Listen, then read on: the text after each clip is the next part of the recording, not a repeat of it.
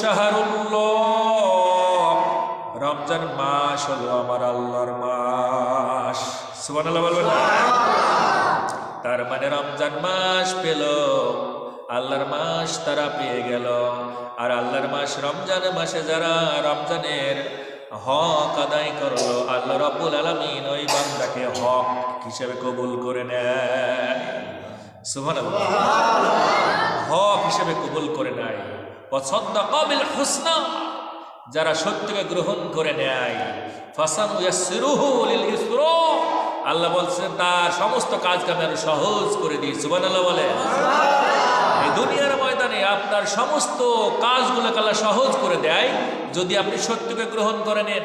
আল্লাহ সুবহানাহু ওয়া তাআলা এই জমিনে নাফরমানি না করেন, আমল যদি করেন, আল্লাহ আপনার প্রত্যেকটা কাজকে সহজ করে দেয়। ফাসানুয়াসসিরুহু লিল ইসরা, আল্লাহ বলছেন সহজ করে দিই তোমার প্রত্যেকটা কাজকে। আমরা জবানটা ছেড়ে দিয়ে বলি সুবহানাল্লাহ।